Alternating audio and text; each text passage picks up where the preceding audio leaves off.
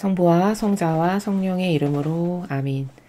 예수님과 어머니 하나 되신 성심을 통해 신성하신 하느님 아버지의 피약과 태양의 나라에서 아버지께서 창조하신 천상천하의 온 우주 만물을 끌어안고, 그리고 이 지상의 아버지께 속한 선의 세력에 그 소수에 남은 백성들, 그리고 우파의 이 나라를 살리기 위해 지금 각자의 위치에서 많은 희생으로 고통 가운데 끊임없이 정의를 위해서 발로 뛰고 자기 희생을 감당하고 있는 이 나라의 선의 세력의 모든 백성들을 하나 되신 성심을 통해 아버지의 뜻에 모두 봉헌드립니다. 사랑하는 아버지, 이 나라의 아버지 뜻에 반하는 모든 사탄의 세력들을 아버지께서 사랑하시는 자녀들이 끊임없이 바쳐드리는 희생의 기도와 예물과 그리고 고통과 울부짖음과 탄식과 간언을 들어주셔서 이제 완전히 대한민국과 미국을 포함한 인류에서 다 쓸어버려 없애주시기를 그렇게 간곡히 청원드립니다. 마치 봄에 새로운 작물을 심기 위해서 트랙터로 밭을 다 갈아서 뒤집어 엎는 것처럼, 그렇게 이 나라에 그리고 전 인류에 아버지 뜻에 반하는 카발 세력과 프리메이슨 일루미나티와 그리고 북한과 중국을 위시한 빨갱이의 모든 세력, 그리고 가장 교활한 인간을 가장 잘 속이는 종교의 탈을 쓴 적그리스도의 세력, 이 모든 사탄의 세력을 이제 예수님과 어머니 아버지께 간곡히 청원드려 주셔서 다 엎어서 아버지의 뜻이 다스리시는 새로운 세상으로, 새 예루살렘과 새로운 천년 왕국으로 건국하여 주시기를 갈망으로 청원드립니다. 그것을 위해서 저희 사명이 매일 행하는 고행과 극기를 봉헌을 드리겠습니다. 또한 트럼프 대통령과 윤석열 대통령을 하나 되신 성심을 통해 아버지 뜻에 봉헌드립니다. 사랑하는 아버지, 그 두 리더를 예수님과 어머니께서 그 영혼 안에서 친히 사시며 그들을 다스리시고 인도하시고 이끌어 주시옵소서. 그들 안에서 통치하시고 그리고 아버지의 뜻으로 모두 이 나라를 다시 새롭게 건국하여 주실 수 있기를 갈망으로 청원드립니다. 특별히 윤석열 대통령께서 앞으로 복권되시면 아버지께 속한 선의 훌륭한 세력들을 그 대통령 옆에 가까이 다가가게 하셔서 올바른 영혼을 그가 잘 선택하여 아버지 뜻 진리를 중심으로 단일성의 생명으로 하나 된 훌륭한 조직을 만들 수 있도록, 그리하여 아버지께 속한 선의 세력만을 가지고 그 인재들을 가지고 이 나라의 정치 제도와 법 체계를 완전히 새롭게 다시 건국하는 마음으로 신적 질서에 맞는 것으로 바꿔주시기를 예수님과 어머니께 간곡히 청원드립니다. 또한 사탄의 모든 계략과 그리고 다양한 공격으로부터 눈동자처럼 보호하시고 지켜주시옵소서.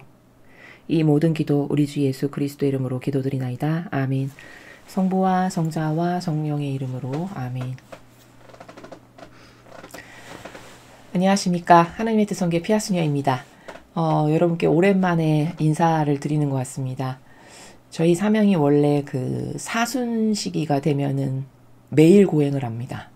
그래서 제 수요일부터 지금 매일 하루도 빠지지 않고 그 고행의 기도를 하느라 제가 조금 여러분에게 천상의 책 강의하는 것을 좀 지금 한 열흘 정도 된 것 같은데요. 그 정도 시간 동안 지금 하지를 못했었습니다. 사순 시기와 성탄 때 저희가 원래 그렇게 하루도 거르지 않고 하는데요. 이번에는 조금 또 이 탄핵 심판이 아직 나오질 않아가지고 굉장히 중요한 시기거든요, 지금. 이럴 때 엄청나게 많은 희생과 배상과 보속의 기도가 바쳐져야 되거든요. 지금 굉장히 중차대한 시기이기 때문에 더 사력을 다해서 고행을 하느라 좀 여러분에게 진리를 전한 것에 좀 늦었습니다. 여러분도 각자의 위치에서 우리가 판결이 나올 때까지는 여러분이 할 수 있는 최선의 희생을 되도록 많이 바치시기 바랍니다. 희생하니까 좀 마음에 부담이 올 수 있거든요. 근데 희생이라는 거는 물론 큰 것도 있지만 각자가 그 화살 기도로 이렇게 생각날 때마다 계속 하느님께 갈망하고 위탁하고 기도하고 이런 것도 다 희생입니다, 여러분. 그러니까 희생 그럼 또 막 마음의 무게를 느끼셔가지고 막 나는 그런 거는 못해. 이렇게 부담을 가지실까봐 제가 그런 마음의 부담 때문에 작은 희생 하나도 못하게 되면 안 되니까 여러분에게 말씀을 드립니다. 사실 여러분 그 육은 이 육신이라는 거 있지 않습니까? 인간이 가지고 있는 육이라는 거. 물론 하느님께서 큰 축복으로 주신 빚어 만드신 은총의 선물이지만요. 육은 어떻게 쓰는 게 가장 잘 쓰는 거냐? 하느님을 위해서, 그리고 내가 진리를 지키기 위해서, 선의 세력을 보호하기 위해서 희생하는 것, 그것을 위해서 사력을 다해서 육신을 쓰는 것, 이게 가장 육신을 잘 쓰는 겁니다. 여러분 한번 생각해 보십시오. 죽고 나면 이거 다 썩어 빠질 그냥 흙으로 돌아가 버릴 것에 불과한 게 육입니다. 육신이라는 거 그렇게 대단한 거 아니거든요. 그러면 어차피 죽으면 그렇게 썩어 없어지고 뭉그러지고 흙으로 돌아갈 거, 살아있을 때 이 육신을 하느님을 위해서 많이 쓰면 하늘나라에 많은 상급도 쌓는 거고, 그쵸? 하느님을 많이 기쁘게 해드리는 거고, 얼마나 좋은 일입니까? 그러니까 이런 사고방식을 근시안적이면 이런 사고방식이 잘 떠오르지 않거든요. 그러니까 이기심과 자애심을 자꾸 버리고 어떻게 해서든지 내가 아버지 나라를 위해서, 하느님을 위해서 이 나라가 다시 선의 세력이 주도권을 잡는 나라로 완전히 뒤바뀌기 위해서 내가 이 희생을 바치는 게 기쁘다. 이런 마음으로 여러분이 희생을 하시는 것을 권고를 드립니다. 그래서 지금은 특별히 사순시기면서 우리가 닥친 여러 가지 이런 환경이나 여건들이 굉장히 미묘하고 초긴장 상태에 있고 많은 희생이 바쳐져야만 아버지께서 더 많이 개입하셔서 많은 이 전쟁에서 승리하고 이겨주실 수 있기 때문에, 그래서 여러분의 많은 희생이 아주 절실하게 필요한 때이니 여러분 꼭 명심하셔서 각자의 위치에서 작은 거라도 하셨으면 좋겠습니다. 사실 저희 사명은 그 8년 전에 박 대통령 탄핵 사건이 있을 때, 그때도 저희는 그때는 태극기 집회라는 말을 썼었습니다. 우파의 이 애국 집회를요. 그 태극기 집회에 저희는 나갔었습니다. 나간 이유는 너무너무 나라가 돌아가는 현실을 보니까 이렇게 있으면은 그냥 내일 망해도 이상하지 않겠다, 이런 생각이 들 만큼 굉장히 갈급했고요. 그리고 그 당시만 해도 이 우파의 애국 집회에 나가는 사람들이 없었습니다. 다 노인분들만 나오셨어요. 어르신분들만. 그래서 마음이 너무너무 갈급하고 너무 고통스러워서 안 되겠다, 우리라도 나가야지 해서 저희 사명은 8년 전에 그 태극기 집회에 주기적으로 계속 나갔었습니다. 그리고 그때는 헌법재판소 앞에서 집에도 안 가시고 이렇게 돗자리 같은 거 가고 간이용 그런 그 텐트 일회용 같은 거 있죠. 그런 거 치고 그냥 거기서 주무시고 밤새시고 이런 걸 다 어르신들이 하셨어요. 그 당시에. 그게 너무 안타깝고 가슴이 아파서 밤에 저희 차량에 막 그분들 드실 수 있는 거, 그런 거 뭐 당 떨어질 수도 있으니까 초콜릿이나 이런 것부터 시작해서 드실 수 있는 사발면 뭐 이런 거 종류별로 다 해가지고, 게다가 김치통까지 하나, 배추김치통까지 다 하나 해가지고 가져다 드리고 밤에 이렇게 드시라고 하고 그랬었습니다. 진짜 그때는 정말 너무 많이 슬프고 진짜 울고 다니고 그랬었는데, 8년이 지난 오늘날에는 진짜 이 정도의 반전이 있는 것은 이건 진짜 하느님 아버지께서 해주시지 않으면 이런 일이 일어날 수가 없다라고 저는 확신합니다. 저는 그 집회에 계속 참석해봤던 경험자이기 때문에 굉장히 비참했었습니다. 그때는. 그 집회에 가면은, 제가 나가면은 막 어르신들이 제 손을 잡고 놓지를 못하세요. 젊은 사람 왔다고. 너무 좋아하시고 막 울고, 그리고 막 주머니에서 사탕 이렇게 있는 거 하나씩 꺼내서 막 저 주시고, 어떻게 이렇게 젊은 사람이 이런 데 왔냐고 막 이러시면서 그렇게 하고 좋아하시고 막 격려하시고 이러셨었습니다. 그래서 그게 너무 제 마음에 굉장히 깊은 곳에 남아있는 어떤 하나의 아픔입니다. 그 기억을 제가 잊질 않는데, 그래서 그때도 다니면서 기도 엄청 많이 했었고, 집회 가서도 저희는 주로 집회를 왜 갔냐면은 거기 이제 다 집회에 모이면은 그분들의 원의를 어떤 사제직 하나가 하느님께 봉헌 드리는 게 굉장히 중요한 일이거든요. 영적인 세계에서는. 저희가 저희 스토어에는 다 가가지고 총장님이야 다 가서 그 자리에서 기도하고 그분들의 울부짖음, 함성, 탄원, 간절함 이런 거를 다 아버지께 기도드리고 계속 끝날 때까지 기도하면서 행진하고 이제 이런 거를 했었는데, 불과 지금 대통령님께서 계엄 선포하신 지 3개월 만에 전 국민이 거의 다 계몽이 됐지 않습니까? 제가 이 사건을 겪으면서 그때는 여건이 열악해서 그토록 힘든 시기를 보냈었는데 지금은 아버지가 개입하시는구나. 제가 이거를 사실적으로 확실히 느낍니다. 그러니까 더 아버지께서 이 나라에 많이 개입을 하셔서 우리가 마침내 선의 세력이 승리하게 하려면 정말 많은 희생이 필요합니다. 그러니까 여러분이 끊임없이 기도하시고 생각날 때마다 화살기도로 바치시고 작은 일상에서 희생 같은 것들도 저 이거 나라를 위해서 이 나라가 아버지께 모욕드리고 치욕드린 거 제가 대신 이렇게 배상하고 보속하니까 아버지 이 나라를 살려주십시오. 이런 걸로 여러분이 반드시 동참하시기 바랍니다. 그래서 이 판세를 완전히 이미 판세가 기울었다라고는 보는데 완전히 뒤집어야 되겠죠. 예. 생각보다 뿌리가 깊기 때문에 완전히 뒤집혀서 완벽하게 천년 왕국, 이건 하느님이 진짜 다스리시고 이 나라가 완전히 모든 전 분야에서 빨갱이나 이런 사탄 마귀 세력은 찾아볼 수가 없다. 이렇게 될 때까지 이 노력은 계속해야 되는 겁니다. 지치지 마시고 열정적으로 여러분도 그런 일에 아주 기쁘게 행복하게, 왜냐하면 이건 하느님을 도와드리는 일이고 아버지가 기뻐하시는 일이니까요. 그렇게 동참하셨으면 좋겠습니다. 자, 그러면 오늘은 이제 천사의 책 20권 30장을 학습할 차례가 되었는데요. 오늘의 내용이 어떤 내용인지 본문을 읽고 여러분들과 함께 학습해 보도록 하겠습니다.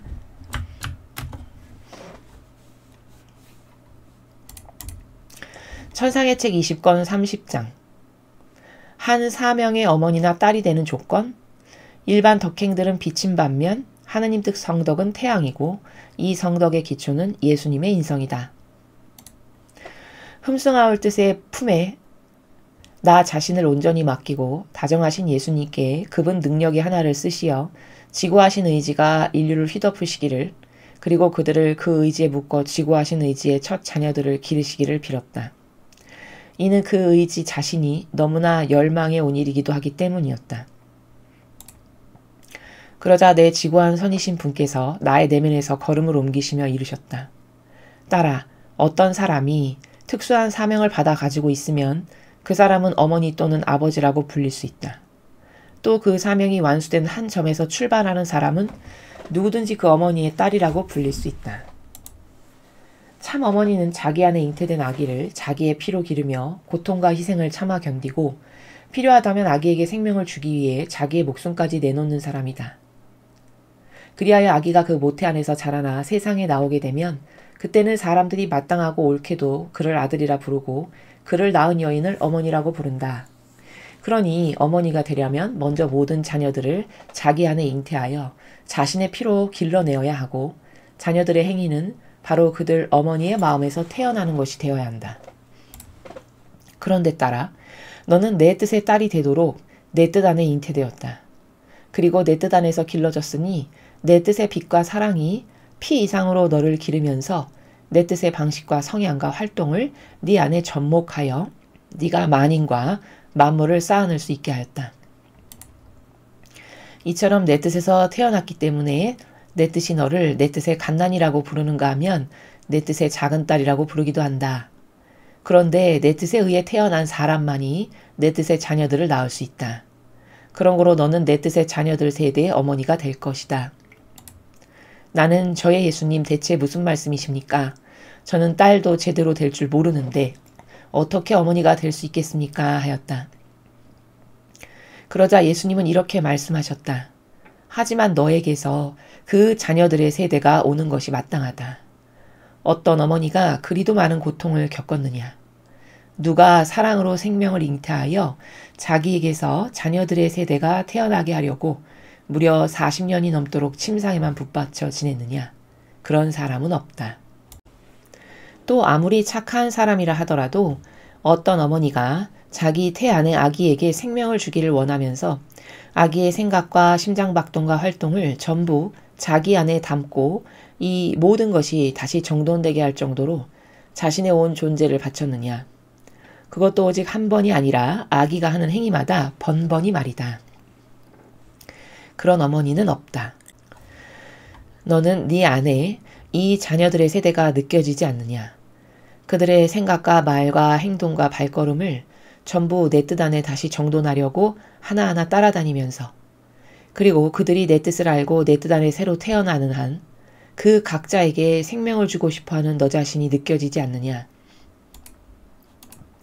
네가 내적으로 행하며 겪는 모든 것은 온전히 천상적인 그 생명을 기르고 완성시키기 위한 것이다.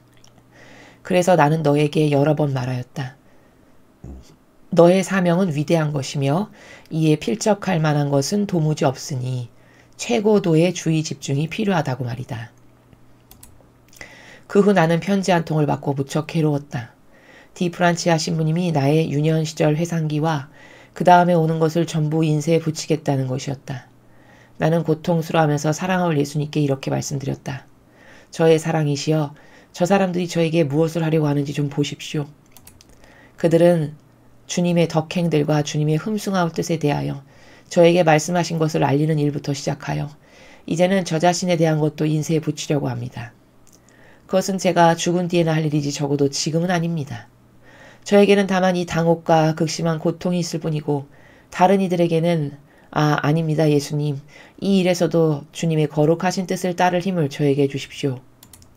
그러자 예수님께서 힘을 주시고 나를 양팔로 꼭 껴안으시고 더없이 인자하신 음성으로 이르셨다. 딸아, 그렇게 너무 괴로워하지 마라. 너는 이것을 알아야 한다. 다른 성덕들은 영혼 안에 형성되는 작은 빛들이다. 이 빛들은 성장하거나 쇠퇴하거나 소멸되기 쉽다. 그러므로 사람이 아직 현세에 살아있는 동안, 즉 빛이 소멸되지 않는 후세 삶으로 건너가기 전에 그것을 인쇄에 붙이는 것은 옳은 일이 아니다. 만약 그 빛이 더 이상 존재하지 않는다는 것을 알게 되면 어떤 느낌이 들겠느냐. 그 반면에 내 뜻 안에서 사는 삶이란 성덕은 하나의 빛이 아니라 태양이다. 그러므로 빛이 약해지거나 소멸되는 일은 겪지 않는다. 누가 태양에 손을 댈 수 있느냐? 누가 태양에서 단 한 방울의 빛이라도 가져갈 수 있느냐? 아무도 그럴 수 없다. 또 누가 그 열을 단 한 톨만큼이라도 식힐 수 있느냐? 아무도 그럴 수 없다. 누가 그것의 자리에서, 그것이 온 땅을 다스리며 지배하는 그 높은 자리에서 1000분의 1만큼이라도 아래로 내려가게 할 수 있느냐? 아무도 그럴 수 없다. 만일 내 지고한 피앗의 태양이 없다면 나는 너의 그 회상기가 인쇄에 붙여지는 것을 허락하지 않았을 것이다. 그런데 나는 지금 서두르고 있다. 태양이 행할 수 있는 선을 빛이 행할 수는 없기 때문이다. 사실 빛은 너무나 제한적이다. 설령 드러나 보인다고 해도 별로 대단한 선이 아니고 떠오를 허락을 받지 못한다고 해도 대단한 해악이 되진 않는다. 이에 반하여 태양이라는 선은 만물을 쌓아안고 만인에게 선을 행한다. 그러니 되도록 일찍 떠오르게 하지 않으면 큰 해악이 되고 하루 일찍 떠오르게 하면 큰 이익이 된다.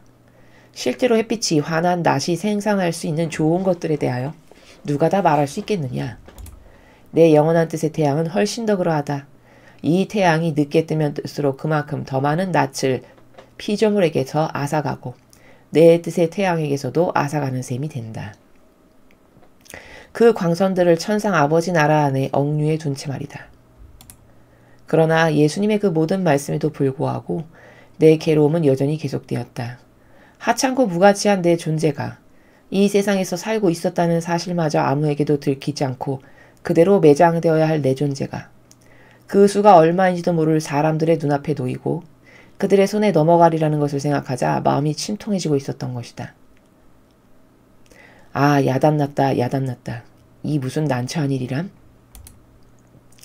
내가 그런 생각을 하고 있었을 때 사랑할 예수님께서 나의 내면에 나타나셨는데 반드시 누우신 모습이었다.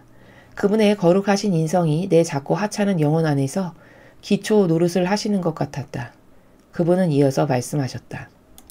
딸아, 마음을 풀어놓지 마라. 네 안에 있는 영원한 피앗의 나라의 기초는 내 발걸음과 내 활동, 내 뜻의 영예를 위한 사랑으로 고동치는 내 심장, 내 격심한 탄식과 내 뜨거운 눈물로 이루어진 것이다. 이것이 내게 보이지 않느냐? 나의 삶 전체가 네 안에 있으면서 그 기초를 이루고 있다. 그러므로 이토록 굳건하고 거룩한 기초 위에서 너의 작은 활동을 방심 상태로 하거나 지구하신 의지 안에 내 순례를 흐리는 것은 합당하지 않다. 아니다, 아니다 딸아. 네 안에 그런 것이 있는 것은 내가 바라는 바가 아니다. 두려워하지 마라. 너는 내 뜻의 태양 속에 파묻힐 것이다. 누가 너를 내 뜻보다 더 잘 숨겨 아무에게도 들키지 않게 할 수 있겠느냐. 지고한 피앗의 태양이 매우 잘 보살펴 줄 것이니 그 결과 네 영혼의 작은 등불이 내 뜻의 광선들에게 둘러싸이고 내 뜻의 태양이 네 영혼의 등불을 그 자신 안에 숨겨 간직하는 한편 네 영혼 안에 나타날 것이다. 그러니 네가 네 예수를 흐뭇하게 하려면 평화로이 머물러 있어라.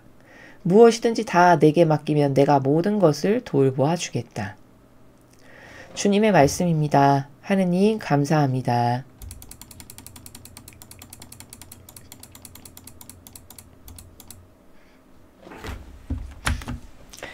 예, 오늘 지금 천상의 책 20권 30장은 내용은 조금 긴데 사실적 내용이 어렵진 않습니다, 여러분. 기술한 거는 좀 길지만 사실적 내용은 여러분이 금방금방 이해하실 수 있습니다. 자, 먼저 제목을 좀 보면요. 한 사명의 어머니나 딸이 되는 조건. 이제 우리가 본문을 읽었지만 어떤 세상에 펼쳐지는 첫 번째 사명. 예를 들면 하느님의 뜻 하면은 지금 이 천상의 책을 통해서 우리에게 알려주는 게 이게 첫 사명이죠. 그렇죠? 그 첫 번째 아버지가 세상에 펼치시는 어떤 첫 번째 사명이 있으면 그 사명을 최초로 전파하는 자가 있을 거 아니겠습니까? 그렇죠? 예를 들면 루이사 피카레타 같은 분이죠. 그 최초로 전파하는 그 자가 어머니인 거죠. 사명에. 예. 그리고 이제 그 어머니가 있으면 그 사람은 사명을 받아서 세상에 알리는 첫 사람인 거고, 이제 알렸죠? 근데 그 사명이 많이 알려지고 기반이 닦이고 해서 그게 어떤 보편적 가치 기준이나 질서가 됐다. 그럼 이제 그 보편적 가치나 질서 기준이 되어서 그것을 또 이제 따라서 행하면서 살아가는 또 후손들이 있을 거 아니겠습니까? 그러면 이제 그 사람이 딸이 되는. 이런 관계성에 대해서 이제 본문에서 제가 좀 더 자세하고 상세하게 말씀을 드리겠습니다만 그런 것을 예수님이 지금 설명을 하셨고요. 그 다음 두 번째는 일반 덕행들은 빛인 반면에 하느님 뜻 성덕은 태양이다. 이렇게 말씀하셨어요. 그러니까 보통 우리가 생각했을 때 착한 일을 한다. 예를 들어 그걸 일반 덕행이라고 볼 수 있겠죠. 근데 사람이 제 아무리 대단히 착한 일을 한다 한들 그걸 하느님의 뜻 안에서 하지 않죠. 그럼 다 그냥 빛에 불과하다는 거예요. 그 사람은 빛도 대단한 거 아니야? 이렇게 생각할 수 있죠. 근데 여러분 생각해 보세요. 태양이 있어요. 장렬하는 태양. 추상되시죠? 장렬하는 태양이 있으면 거기 나오는 빛살이 셀 수 없이 많죠. 그 무수히 많은 빛살 중에 한 가닥. 그게 빛이에요. 그게 일반 덕행이라는 거예요. 비유를 했기 때문에 지금 제가 말씀을 드리는 겁니다. 그래야 여러분이 확연하게 차이를 아실 수 있으니까 그 한 줄기가 빛이라면 하느님의 뜻 안에서 똑같은 일을 했어. 그러면 그 똑같은 착한 일은 하느님 뜻 안에서 한 것은 태양이 된다는 거예요. 그러니까 아주 쉽게 말하면 묵주기도 1단을 했는데 내가 인간의 뜻 안에서 1단을 했어. 그러면 그거는 빛이에요. 근데 하느님의 뜻 안에서 내가 예수님과 성모님을 마음에 모시고 살아가면서 아버지 뜻을 사실적으로 사는 사람이야 내가. 그 사람이 묵주기도 1단 했어. 그럼 그거는 1단이 아니라 태양이에요. 확 와닿으시죠? 잘 아시겠죠? 그럼 그깟 1단은 별거 아니라고 인간은 생각할 수 있잖아요. 근데 어떤 정신세계와 사실적 행위 가운데에서 묵주기도 1단을 했느냐에 따라서 누가 한 건 그냥 빛이지만 어떤 사람이 한 건 태양이 되는 이런 엄청난 차이가 있다는 걸 지금 말씀하시는 거죠. 예, 이런 겁니다. 그러니까 더 쉽게 여러분이 아주 확 와닿게끔 제가 비유를 두면은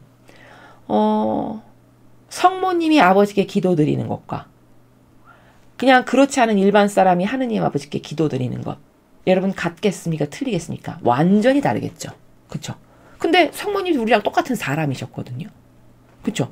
그러니까 사람 눈으로 봤을 때는 저 사람이 바친 거나 이 사람이 바친 거나 뭐 별반 차이 없고 다 똑같은 사람이 바친 거네 라고 보여지지만 본질의 차원에서는 성모님이 바치시는 건 그냥 그 즉시 상달되는, 그러니까 아예 같이 사시니까 바로바로 그것에 아버지께서 화응하시는, 화답하시는, 예를 들면 이런 차원이라면 인간의 뜻 안에서 살면서 죄악 가운데 살면서 어쩌다가 변덕 들어서 갑자기 뭐 묵주기도를 오늘 좀 했어. 그런 것은 물론 안 하는 것보다야 낫겠지만 그렇게 대단히 큰 효력을 발휘하지 못하는 그냥 빛에 불과한 이런 것이 되기 십상이다라는 것을, 그 차이를 알라고 지금 말씀하시는 거예요, 여러분. 아시겠죠? 그러니까 이 빛은 이 태양에서 나온 한 줄기의 그 무수히 많은, 태양에서 뻗쳐져 나가는 빛살의 조각들을 셀 수가 없는데 그 무수히 많은 조각 중에 한 줄기? 그것을 말하는 거예요. 여기에 빛은요. 그럼 비교가 잘 되시리라 이렇게 생각이 됩니다. 이 성덕의 기초는 예수님의 인성이다. 자, 그렇게 하느님의 뜻 성덕 안에서 살아가는 사람은 그 사람이 하는 모든 행위가 태양이 되는데, 그러한 하나님의 뜻 안에서 살아가는 성덕의 기초는 어디에 있다? 예수님의 인성에 있다. 이렇게 말씀하셨어요. 그러면 도대체 지금 오늘 이 두 문장밖에 안 되는데, 두 문장 중에 중요한 건 두 번째 문장이거든요. 근데 두 번째 문장 중에서도 더 중요한 핵심의 키포인트는 뭐냐면 예수님의 인성. 이게 키포인트예요. 그러면 나도 그 성덕에서 그 나라에서 살고 그 성덕을 쌓고 싶은데 어떻게 살아야 내가 하느님의 뜻 성덕으로 사냐라는 걸 알아야 될 거잖아요. 그쵸? 그게 우리의 학습하는 목적이잖아요. 알아야 내가 그거를 내 걸로 만들죠. 자, 그게 예수님의 그 나라에서 살아가는 그 하느님의 뜻 성덕이라는 것을 나도 구현하려면 기초 중의 기초가 예수님의 인성이다. 이렇게 말씀하셨는데, 이거는 무슨 말이냐면 이런 거예요. 여기 기초는 근본을 두고 하는 말씀인데, 예수님의 인성이 근본이 된다는 건 무슨 말이냐면 이런 겁니다. 제 안에서 예수님께서 모든 것을 하실 수 있게끔 내가 예수님을 모시고 함께 살아가는 영혼이 될 때, 그럴 때 하느님의 뜻 성덕을 내가 모든 행위에서 행하는 사람이 된다라는 거예요. 그러니까 지금 루이사 피카레타가 처해 있는 환경과 같은 거죠. 무슨 말이냐? 제가 매일 매 순간마다 제 마음 안에 살아가시는 아버지와 예수님과 성모님을 의식하면서 내 뜻은 아예 안 써. 그리고 예수님, 항상 제 안에서 아버지의 뜻만을 이루십시오. 성모님, 제 안에서 항상 아버지의 뜻만을 이루십시오. 저는 두 분의 충직한 도구요, 종이요, 매개체입니다. 제가 이제 이렇게 산다. 그러면 제 의지가, 제 자유의지가 누가 시켜서 한 게 아니라 자발적으로 제 자유의지가 그걸 원하죠. 그럼 사실적으로 그렇게 받아들이세요. 예수님과 성모님께서는. 그리고 나는 둔탁해서 못 느끼지만 예수님과 성모님께서 사실적으로 내 안에서 살면서 아버지의 뜻을 행하신단 말이죠. 요렇게 내 베이스가, 내 근간이 예수님의 인성이 될 때, 지금 제가 저를 다 내어드려서 예수님의 인성이 차지하세요, 성모님의 인성이 차지하세요 이렇게 기도했죠. 그럼 실제적으로 차지한 게 된다라고 말씀드렸죠. 그것이 기본 중에 기본, 베이스 중에 베이스다 해서 이 성덕의 기초는 예수님의 인성이다 이렇게 말씀하시는 거예요. 그럼 여러분도 이제 어떻게 해야 되는지 방법은 아시겠죠? 배우신 거죠? 예. 이렇게 해야 그 하느님의 뜻 성덕 안에서 살아갈 수 있게 된다라는 겁니다. 또 이것을 다르게 표현하면 이렇게도 표현할 수 있어요. 내가 어떤 아침에 눈 떠서 잠자리에 들 때까지 내가 무수히 많은 말을 하고 행위를 하잖아요. 그 모든 것을 할 때마다 예수님께서 행하신 것에 근거하여 행하는 거예요. 뭘 하려고 그래? 그러면 항상 예수님과 성모님을 떠올리는 거죠. 가만히 있어봐.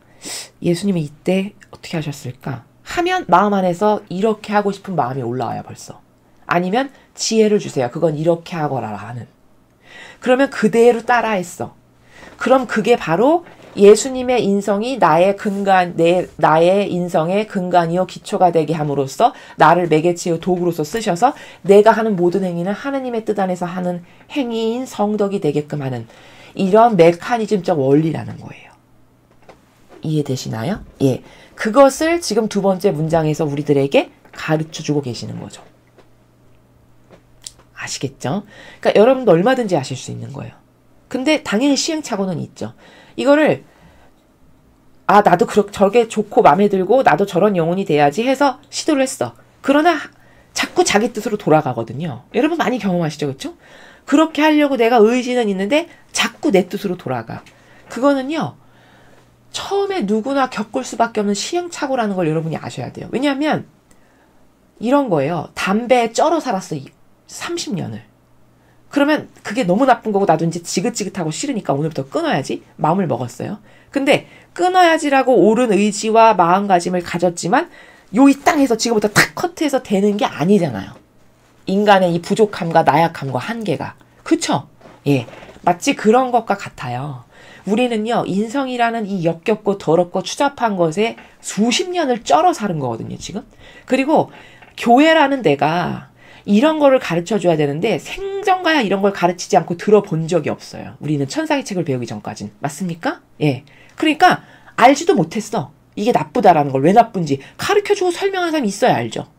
그러니까 그냥 그게 뭔지도 모르고 한평생을 끌어안고 산 겁니다. 근데 자꾸 천상의 책을 배우다 보니까 이게 얼마나 더럽고 추잡하고 역겹고 내 인격을 저 바닥으로 가게 하고 그렇다고 해서 내가 좋아지는 거냐? 내가 궁극적으로 좋아지는 것도 아니야. 그럼 하느님이 좋아지는 거냐? 하느님이 기뻐하시는 것도 아니야. 누구만 좋아지는 거다? 마귀만 좋아지는 짓을 내가 한평생 하고 온 거네?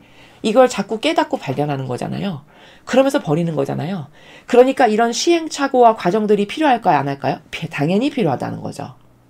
이게 잘 안 된다고 해서 나만 안 되나 봐 하고 좌절하거나 몇 번 하다 보니까 귀찮아. 아유 관둘래. 뭐 이렇게 사나 저렇게 사나 한평생. 이런 식으로 소위 때려친다거나 이러면 안 된다는 거예요. 여러분 세상도 성공은 누가 합니까? 인내와 끈기 있는 사람만 성공하는 겁니다. 포기하지 않는 사람만 성공하는 거예요. 마찬가지입니다. 영적인 거 그렇게 쉽게 되는 거 아니에요. 그렇게 쉽게 될 거면 성인 성녀가 누구나 다 되겠죠. 그쵸? 아니 그렇게 쉬운 거면은 태양의 나라에 다 가지 않겠습니까? 근데 지금 천상의 책에 보면 태양의 나라 우리가 맨날 배우는 저 피앗의 나라에 요셉 성인 한 분만 계시다고 나와요. 천상의 책에. 거기에 지금 텅텅 빈 거예요. 그러면 그 텅텅 빈 곳을 아버지는 지금 누구로 채울 거냐? 이 마지막 시대에 살아가는 영혼 중에 이토록 마귀가 강렬하고 핍박과 박해가 심한데 여기서 살아남으면 진짜 강한 거죠. 여기 지금 이런 영적 우리나라를 잘 보세요. 마귀가 얼마나 판칩니까?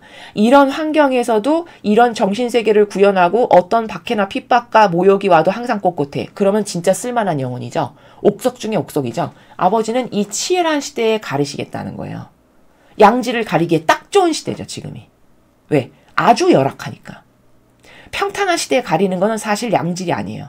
그렇지 않겠습니까? 그렇죠? 아니, 누구나 다 할 수 있는 거라면 거기 양질이 아니죠. 근데 거의 대다수는 포기한, 관심도 없는, 그리고 오로지 육을 채우는 것밖엔 관심 없는 이 지저분하고 더러운 시대에 살아가는데 거기서 누가 꼿꼿하게 이런 걸 추구하고 계속 여기에 매진하고 올인하고 포기할 줄 모르고 은근과 끈기도 있네? 게다가 피앗 정신도 있네? 야, 쟤는 진짜 쓸만하구나.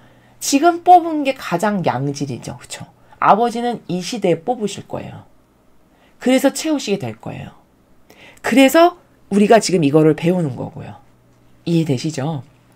자, 그래서 오늘 우리가 지금 두 가지의 관점에서 30장을 학습할 건데 첫 번째 한 사명의 어머니나 딸이 되는 조건, 그것은 이제 차차 본문에서 설명을 할 거고 더 중요한 건 두 번째 문장인데 내가 하느님의 뜻 안에서 살아가는 그 성덕을 쌓는 사람이 되고 싶어. 그 성덕은 무려 태양이래. 어떤 과거 인류 역사에 우리가 성경에 등장하는 대단히 위대하다라고 하는 예언자, 선견자, 그들 하느님의 뜻 몰랐어요. 그들이 제 아무리 대단한 일을 했다라고 해봤자 다 빛이에요. 하느님의 뜻 안에서 한 게 아니니까. 이해되십니까? 근데 하느님의 뜻 안에서 묵주기도 단 성모송 10번만 해도 그건 태양이에요. 얼마나 지금 영적으로 위대한 시대에 살아가고 있는지를 여러분 감이 오세요? 지금은 이런 시대라고요.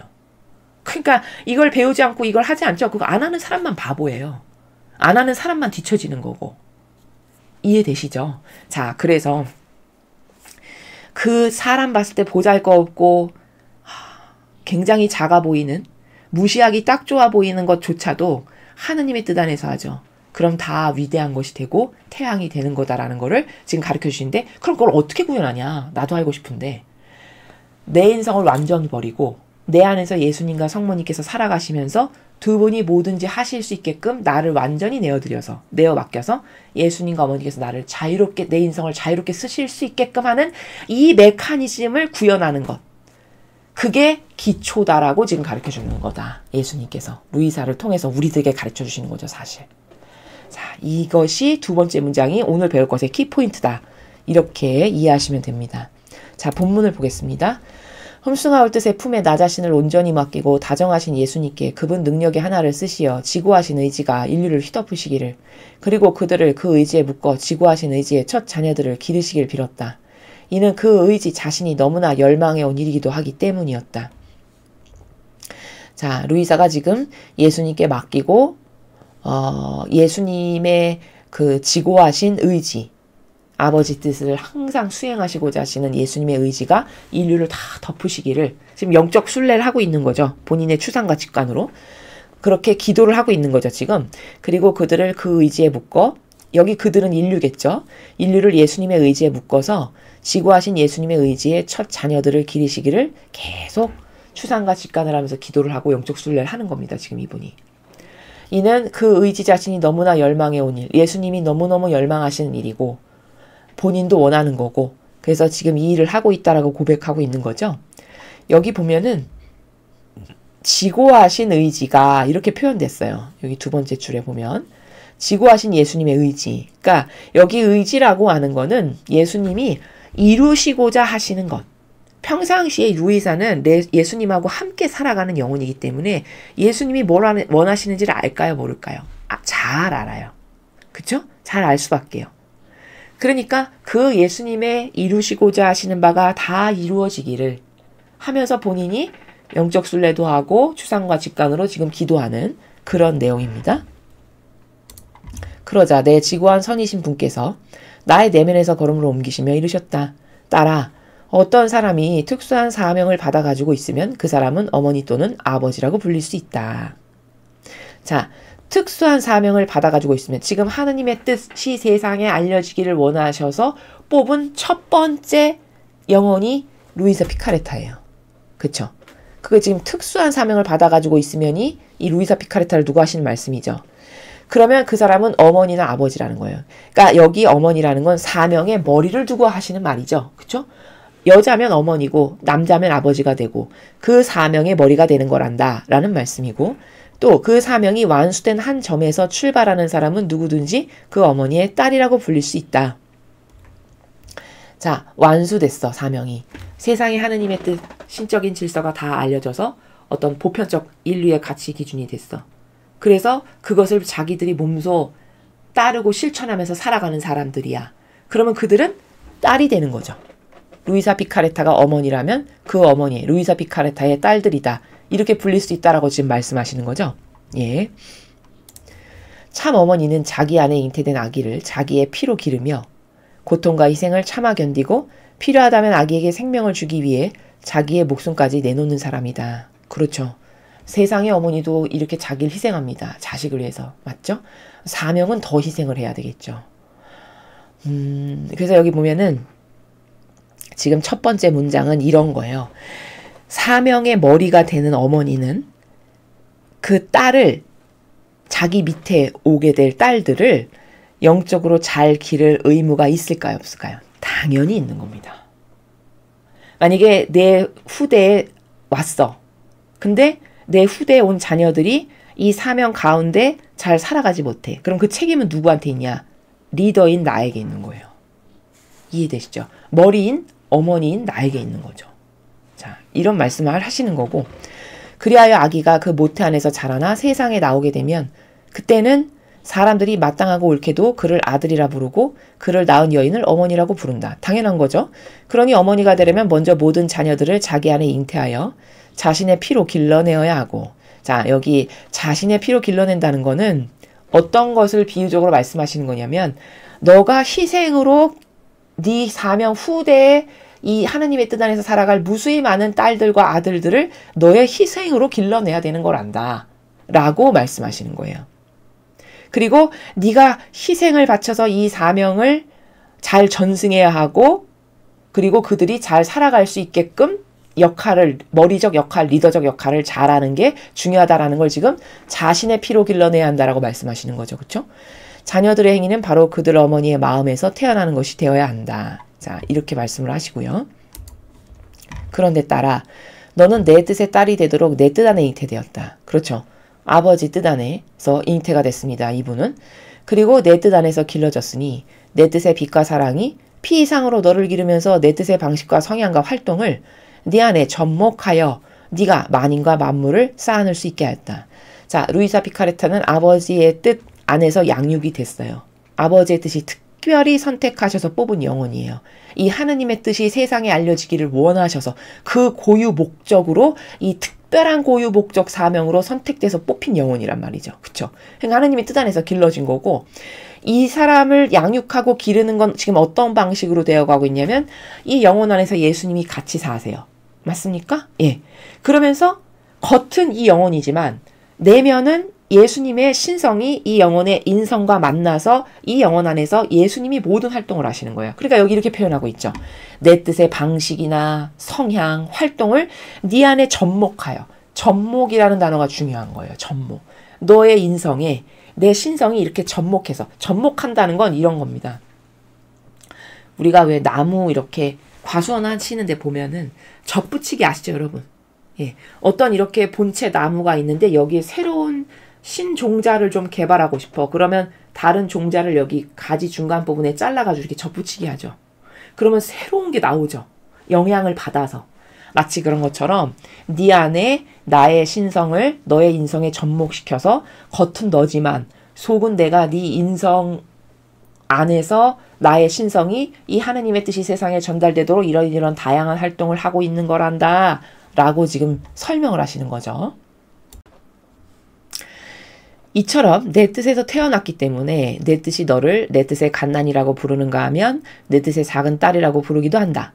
그런데 내 뜻에 의해 태어난 사람만이 내 뜻의 자녀들을 낳을 수 있다. 그런 거로 너는 내 뜻의 자녀들 세대의 어머니가 될 것이다. 자, 이렇게 말씀을 하시는데 당연히 하느님의 뜻 안에서 태어났으니까 아버지 뜻의 갓난이 그 아버지가 모체이시고 그 아버지에서부터 태생이 거기서 창조가 되고 잉태가 되고 그렇게 해서 태어난 영혼이니까 내 뜻의 갓난이라고 부르는 게 지극히 당연한 거죠. 그렇죠? 그리고 작은 딸 이렇게 불리는 너의 이름이 왜 그렇게 불리는 건 줄 아니? 그 원천을 가르쳐 주시는 거예요. 지금. 그리고 내 뜻에 의해 태어난 사람만이 내 뜻의 자녀들을 낳을 수 있다. 그런 거로 너는 내 뜻의 자녀들 세대의 어머니가 될 것이다. 그러니까 아무나 어머니가 되는 게 아니라 너가 내 뜻에 의해서 잉태돼서 태어났으니까 그런 사람만 또 하느님 뜻의 자녀를 낳을 수 있으니까 너는 너의 너가 알려준 이 하느님의 뜻 안에서 살아갈 후대의 자손들의 어머니가 될 거다. 이렇게 말씀을 하시는 거죠. 그러니까 지금 5절은 이런 거예요. 메커니즘적으로 어떤 거냐면 내가 먼저 예수님과 하나 되고 그쵸?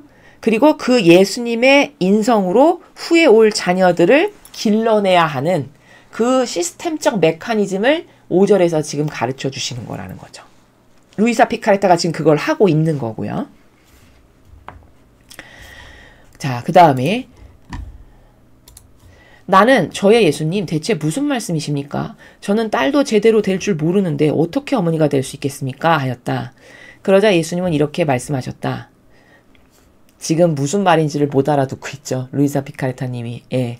앞에 예수님이 말씀하신 내용을 잘 이해를 못하고 있습니다. 하지만 너에게서 그 자녀들의 세대가 오는 것이 마땅하다. 어떤 어머니가 그리도 많은 고통을 겪었느냐. 누가 사랑으로 생명을 잉태하여 자기에게서 자녀들의 세대가 태어나게 하려고 무려 40년이 넘도록 침상에만 붙박혀 지내느냐. 그런 사람은 없다. 자, 너가 어머니가 되는 게 마땅해. 왜냐? 너가 이 하느님의 뜻 정신을 이 세상에 알리기 위해서 너 40년이 넘게 지금 침상에만 붙박혀가지고 온통 고통으로 너가 이 사명을 수행하고 있지 않니? 그러니까 너가 그 하느님의 뜻 정신으로 살아갈 후대에 너의 자손들의 어머니가 되는 게 마땅한 거란다. 왜? 너는 희생이 들어갔으니까. 너의 희생으로 이 사명을 알리고 열심히 전했으니까. 그러니까 너가 이 사명의 어머니가 되는 것이 타당하지. 이렇게 지금 알 수 있도록 설명을 해주시는 거죠. 또 아무리 착한 사람이라 하더라도 어떤 어머니가 자기 태안의 아기에게 생명을 주길 원하면서 아기의 생각과 심장박동과 활동을 전부 자기 안에 담고 이 모든 것이 다시 정돈되게 할 정도로 자신의 온 존재를 바쳤느냐. 그것도 오직 한 번이 아니라 아기가 하는 행위마다 번번이 말이다. 그런 어머니는 없다. 자, 루이사 피카레타가 아니 제가 저 같은 부족한 사람이 어떻게 딸도 제대로 될 줄 모르는데 어떻게 어머니가 되겠습니까? 이렇게 이야기를 하니까 네가 왜 어머니가 되기에 타당한지를 지금 예수님께서 6절과 7절에서 설명을 하시는 거잖아요. 6절은 자기 자녀들의 세대가 태어나게 하려고 네가 지금 무려 40년이 넘도록 침상에만 못 박혀가지고 붙박혀서 끊임없이 고통을 받으면서 너가 이 나라를 전하고 있지 않니? 그러니까 너는 그 희생이 바쳐졌으니까 어머니는 자녀를 위해서 희생하는지 하지 않니? 그러니까 너는 희생이 바쳐졌으니까 어머니가 되기에 타당한 거야. 첫 번째 입증하셨고 두 번째는 또 뭐라고 말씀하시는 거예요? 이 7절의 내용은 이런 거예요. 지금 루이사는 예수님께 자기를 전부로 내어드린 사람이에요. 그쵸? 그래서 여기 보면 전부 자기 안에 담고 이 모든 것이 다시 정돈되게 할 정도로 자신의 온 존재를 바쳤느냐. 여기 이렇게 말씀하시는 부분이 있죠. 자기 온 존재를 예수님께 내어 바쳤어요. 이분이. 그래서 예수님께서 루이사의 인성을 다 차지하셨어요. 그래서 정신활동으로 인류를 위한 행위를 지금 하고 계세요. 이 영혼 안에서. 맞습니까? 그런 어머니가 너 세상에 있니? 세상의 어머니는 그냥 배 아파서 10달 동안 낑낑낑낑 거리다가 아이 낳는 게 다야. 그런데 너는 나와 하나 돼서 내 신성이 너의 인성 안에서 너를 다 차지해가지고 너가 너를 다 나에게 내어줬잖아. 이것도 엄청난 희생이죠. 다 내어줬다는 게. 그렇죠?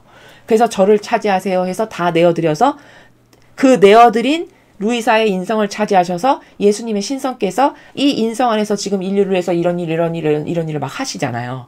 그러니까 너는 엄마가 되기에 타당하지. 너가 인류를 위해서 이런 희생을 지금 계속 하고 있잖니. 마치 인간의 어머니도 아기를 낳기 위해서 많은 육적인 희생을 하잖아요. 그쵸? 그런 것과 같이 그런 어머니가 너는 사실 육적 어머니보다 이런 영적인 희생을 하는 것이 더 고결하다고 할 수 있는 거죠. 그러니까 예수님이 끝에 그런 어머니는 없단다 이렇게 격려하시죠. 예, 그런 차원의 나라입니다. 너는 네 안에 이 자녀들의 세대가 느껴지지 않느냐? 그들의 생각과 말과 행동과 발걸음을 전부 내 뜻 안에 다시 정돈하려고 하나하나 따라다니면서 자, 지금 루이사 너는 네 안에서 자녀들의 세대가 느껴지지 않느냐는 게 무슨 말이냐면은 예수님이 이 영혼하고 같이 사시면서 지금 당장은 안 보이겠죠. 이게 퍼져나가서 어떻게 인류를 앞으로 새천년 왕국으로 인도하게 될지를 이분은 못 보셨겠죠. 그러나 은총으로 이 영혼 안에서 예수님이 어느 정도는 중요할 때마다 보여주세요.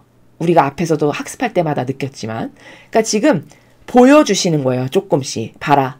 너의 한 사람의 희생으로 인해서 너는 너 자신 너처럼 보잘것없는 그냥 좁디 좁은 침상 하나에 붙박혀서 끊임없이 수십 년 동안 그 육적 희생과 고통을 통고를 치르면서 이 사명을 위해서 네가 이렇게 한 게 너는 내까지 거 하나가 한다 해서 뭐 이렇게 대단히 되겠어. 이렇게 생각을 할지 모르겠지만 너의 그 행위가 100년 후, 200년 후에는 너의 그 희생 때문에 이 영성이, 이 정신세계가 퍼져나가서 그 정신세계로 살아갈 인류가 지금 이렇게 많아지는데 너 이거 안 보여? 안 느껴져? 이런 말씀이신 거예요. 예, 그런 나라입니다. 그들의 생각과 말과 행동과 발걸음을 전부 내 뜻 안에 다시 정돈하려고 하나하나 따라다니면서 그리고 그들이 내 뜻을 알고 내 뜻 안에 새로 태어나는 한 그 각자에게 생명을 주고 싶어하는 너 자신이 느껴지지 않느냐? 지금 8절은 예수님과 루이사가 하나 된 상태니까 어떤 거는 루이사가 잘 못 알아듣고 막연하게 생각할 때는 예수님이 조금씩 이렇게 보여주시는 거예요. 봐라. 미래에 너 지금은 안 보이지만 100년, 200년, 1000년 후에 봐봐 인류를. 이렇게 될 거야 인류가. 아버지가 지금 이런 계획이셔. 기쁘지 않니? 너로 인해서 이게 너를 기점으로 해서 너를 머리로 해서 이렇게 된 거잖아. 이거를 한번 봐봐. 라고 하시는 나라가 지금 8절의 나라다. 라는 거죠. 네가 내적으로 행하며 겪는 모든 것은 온전히 천상적인 그 생명을 기르고 완성시키기 위한 것이다. 그래서 나는 너에게 여러 번 말하였다. 너의 사명은 위대한 것이며 이에 필적할 만한 것은 도무지 없으니 최고도의 주의 집중이 필요하다고 말이다. 자, 네가 행하는 거, 네가 고통받는 거, 내적으로 행하는 거, 겪는 거, 육적인 고통, 이런 거 너는 너 거니까, 너 자신의 것이니까 별거 아니고 나같이 부족한 사람이 뭐 하나 한다 해서 대단히 하겠어 생각할지 모르겠으나 온전히 천상적인 생명을 기르고 완성시키기 위한 것이다. 지금 여러분, 우리가 어떻게 보면 지금 이 루이사 피카레타를 머리로 해서 우리가 지금 혜택을 보고 있는 자녀들인 거잖아요. 맞죠? 근데 지금 100년 전에 이분은 내가 이런 걸 한다 그래서 뭐 이렇게 대단히 전달이 될까라고 생각했겠지만 지금 이 멀리 떨어져 있는 한국에까지 이 영성이, 이 정신세계가 퍼져가지고 이렇게 많은 사람이 지금은 물론 소수지만 점점 앞으로는 많은 사람이 이걸 보고 와, 이런 정신세계가 있어? 완전히 감탄하고 탐복하고 감동하여 다 이거를 배우고 따르고 학습하고 이대로 살려고 노력할 거거든요. 그리고 이게 완전 보편적인 질서가 되는 게 바로 새 예루살렘이에요. 천년 왕국이고요. 그게 전 인류가 이 정신세계에서 산다. 그게 천년 왕국입니다. 그러니까 얼마나 중요한가요, 이게? 아버지는 엄청 중요하게 생각하시겠죠. 천년 왕국을 건설하시는 게 아버지 목표인데. 그렇죠. 그러니까 너무너무 중요하게 생각하시는 거예요.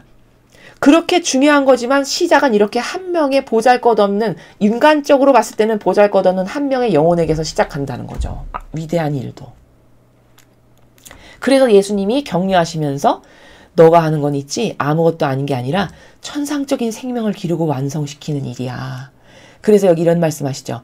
이 사명은 위대하고 필적할 만한 것은 도무지 없다. 왜? 이 정신세계가 전 인류에게 다 펼쳐나가서 대다수의 사람이 이 정신세계로 산다. 그게 천상 새 예루살렘이고 천년 왕국이에요. 그게 바로요. 그렇게 되는 날이요. 그래서 저희가 이렇게 열과 성을 다해서 하나라도 더 알리려고 노력을 하는 겁니다. 빨리빨리 알려지라고, 빨리빨리 퍼져나가라고. 이해되시죠? 그래야 빨리 새로운 시대가 오니까요. 그래서 너가 행하는 사명이 이렇게 중요한 거라서 최고도의 주의 집중이 필요한 거야. 이렇게 지금 말씀하시는 거죠. 그 후 나는 편지 한 통을 받고 무척 괴로웠다. 디프란치아 신부님이 나의 유년 시절 회상기와 그 다음에 오는 것을 전부 인쇄에 붙이겠다는 것이었다. 나는 고통스러워하면서 사랑할 예수님께 이렇게 말씀드렸다. 저의 사랑이시여 저 사람들이 저에게 무엇을 하려고 하는지 좀 보십시오. 자, 이제 챕터가 달라져서 10절부터는 9절까지 이제 끊었고 사명의 머리에 대해서 설명하셨고 편지가 왔어요. 근데 왜 괴로웠냐? 이 루이사 피카레타의 유년 시절 회상기 그런 거를 같이 인쇄에 붙이겠다라는 거예요. 이 지도 신부님이. 그게 이제 싫은 거죠. 루이사 피카레타는. 그들은 주님의 덕행들과 주님의 흠숭할 뜻에 대하여 저에게 말씀하신 것을 알리는 일부터 시작해서 이젠 저 자신에 대한 것도 인쇄에 붙이려고 합니다. 그것은 제가 죽은 뒤에는 할 일이지 적어도 지금은 아닙니다. 저에겐 다만 이 극심한 고통이 있을 뿐이고 다른 이들에게는 아닙니다 예수님. 이 일에서도 주님의 거룩하신 뜻을 따르 힘을 저에게 해주십시오. 지금 여기 11절 전반부는 막 인간적인 걸로 이제 막 불평불만을 했어요. 한참. 근데 아닙니다 예수님. 요 부분은 뭐냐면은 정신을 딱 차려보니까 이거 인간적인 내 뜻이지 이런 생각이 약간 든 거죠. 그러니까 그래 이건 내 뜻이야. 내 불평불만이고 내 인간적인 욕구를 만족하는 거지. 그러니까 주님 이 일마저도 주님의 거룩하신 뜻을 따르 힘을 저에게 주십시오. 그래서 약간 본인의 이 잘못을 깨달아서 뉘우치는 나라. 그게 여기 아닙니다 예수님부터예요. 구조가 이해가 되시죠? 예, 이제 그런 상황입니다 지금. 그러자 예수님께서 힘을 주시려고 나를 양팔로 꼭 껴안으시고 더없이 인자하신 음성을 이르셨다. 딸아, 그렇게 너무 괴로워하지 마라. 너는 이것을 알아야 한다. 다른 성덕들은 영혼 안에 형성되는 작은 빛들이다. 이 빛들은 성장하거나 쇠퇴하거나 소멸되기 쉽다. 자, 이제 루이사가 걱정하는 거에 대해서 네가 걱정할 일이 아니라는 거를 천상의 원리 가운데 설명하시는 거예요. 12절부터는요. 근데 어떻게 설명하시냐 예수님이. 예수님의 논리체계를 잘 보면 자 봐봐 따라. 다른 구약의 수많은 훌륭하고 위대하다라고 하는 사람들이 했던 수많은 성덕들. 그렇죠? 성덕이라는 건 뭐냐면 어떤 선한 사랑의 실천 행위잖아요. 그쵸? 선한 사랑의 실천 행위인데 그런 것들은 영원 안에 형성되는 작은 빛들이야. 그래봤자 작은 빗줄기 하나야. 이런 말씀이세요. 이 빛들은 성장하거나 쇠퇴하거나 소멸되기 쉽다. 이 말은 무슨 뜻이냐면 그거는 그냥 한 줄기 빗살밖에 안 되기 때문에 그렇게 힘이 세지가 않다는 거예요. 그러니까 이런 거죠. 인간적인 나라에서 덕행을 하면 왜 나쁘냐면 어떤 날 기분이 막 좋아. 그러면 막 신나게 오늘은 희생 좀 많이 해야지 막 룰루랄라 했는데 내일은 약간 우울증이 와서 기분이 다운됐어. 그러면 오늘은 아무것도 만사가 귀찮고 아무것도 하기 싫어. 확 닫아버리고. 이런 변덕이 죽을 듯 하는 게 인간적이라는 거예요. 그럼 여기서 뭐를 기대할 수 있냐? 여러분 피앗은 뭐죠? 항구하고 지속적인 게 기본이에요. 베이스 자체가 항구하고 지속적이다가 피앗이거든요. 근데 이런 처지야. 인간적인 나라에 살면 대다수의 사람은 이렇게 살아요. 어떤 날은 좋았다, 어떤 날은 나빴다. 좋았다, 나빴다. 기복이 널뛰기를 하죠. 이런 거는 그저 어떤 날 기분 좋아서 했던 건 지가 기분 좋아서 한 거야, 그냥. 그걸 대단하다라고 하느님이 여기시지 않는다는 거예요. 그 당연한 거 아닌가요? 그리고 그런 영혼에게 뭘 기대하겠어요? 쟤는 조금만 고통이 가면 때려치겠구나, 소위. 이렇게 생각하시지 않을까요? 저도 그렇게 생각할 텐데. 그렇죠? 그러니까 그런 인간적인 것 안에서 하는 성덕일은 끼껏 해봤자 빗줄기 하나인데 그거는 쇠퇴하거나 소멸되는 건 지금 제가 말한 것 같은 거예요. 변덕이 죽을 듯하니까 했다 안 했다가 어떤 날은 또 많이 했다가 그 다음 날은 다운돼서 안 했다가 또 자기가 막 아쉬워 그럼 막 가서 취어 매달렸다가 이게 다 그런 나라죠. 그러니까 그 빛은 변덕스럽게 이를 데 없는 인간의 인성 때문에 성장하거나 쇠퇴하거나 소멸되기가 쉽다라고 말씀하시는 거죠. 너무너무 맞는 말씀이죠. 그렇죠?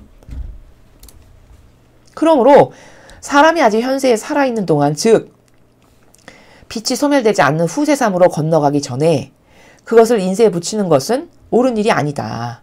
만약 그 빛이 더 이상 존재하지 않는다는 것을 알게 되면 어떤 느낌이 들겠느냐. 자, 13절은 무슨 말이냐면 그러니까 그렇게 어떤 사람이 아직 죽지 않고 현세에 살아있어.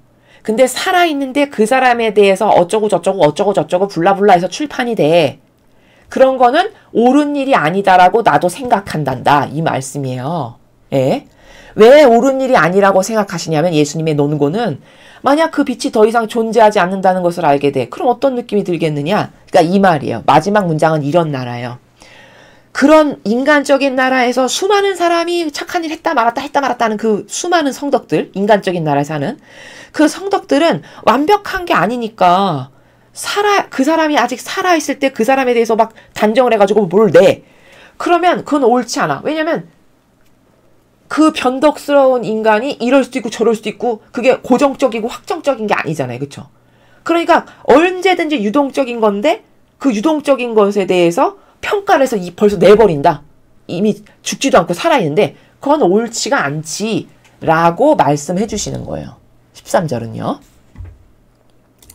자, 그런데 반면에 내 뜻 안에서 사는 삶이란 성덕은 하나의 빛이 아니라 태양이야. 이 말씀입니다. 그러므로 빛이 약해지거나 소멸되는 일은 겪지 않는단다. 자, 13절은 어떤 수많은 신자들, 수많은 세상 사람이 착한 일, 성덕을 좀 했다라고 한들 그것에 대해서 하느님이 기대를 하거나 그걸 대단한 거라고 여길 수 없는 이유는 그 변덕스러운 인간의 뜻 안에서 했기 때문에 그건 지속적이거나 항구하거나 거기 대단한 기대를 할 수가 없다라는 거예요. 그런 역겨운 인간의 속성 때문에. 그러니까 그건 소멸될 수도 있고 없어질 수도 있고 성장 안 할 수도 있고 이런 변동사항이 많지. 그런데 그걸 그 사람이 아직 죽지도 않았는데 현세에 살아있는데 그걸 딱 내버려.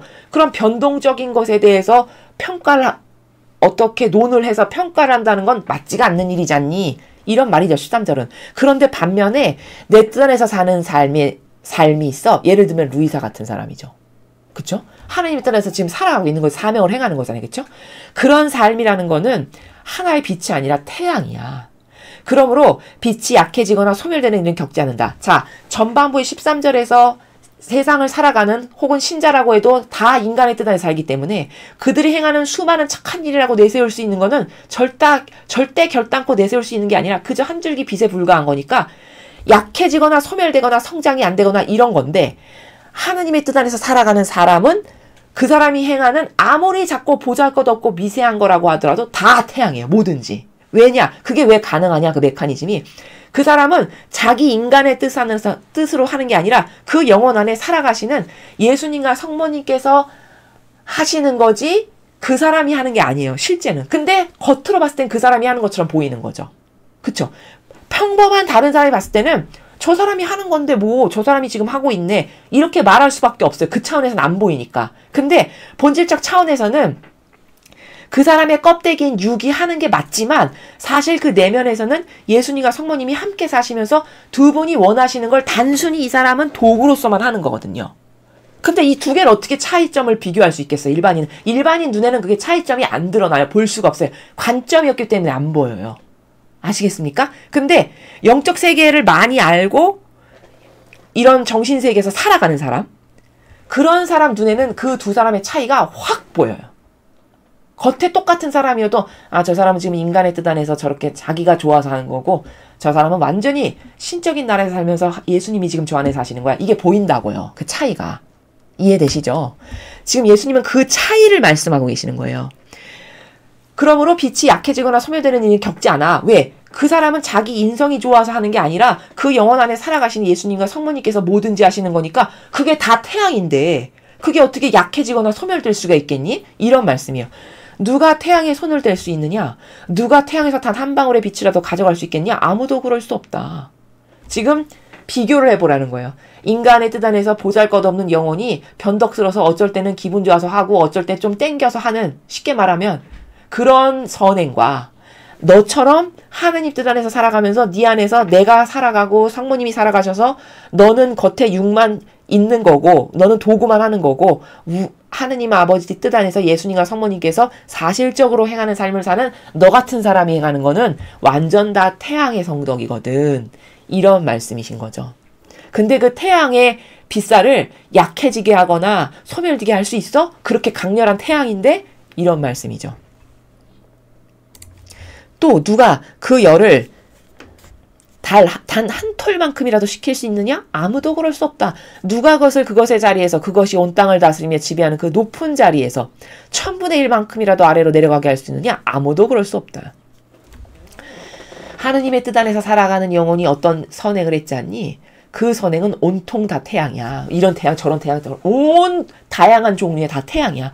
그 태양이 변덕스러워서 오늘은 했다가 내일은 안 했다가 모레는 좀 했다가 글피는 또 신경질러서 안 했다가 그 다음날은 때려치고 이런 게 있을 수 있니? 너는 그런 게 있을 수 있다고 생각해? 이런 말씀이시죠.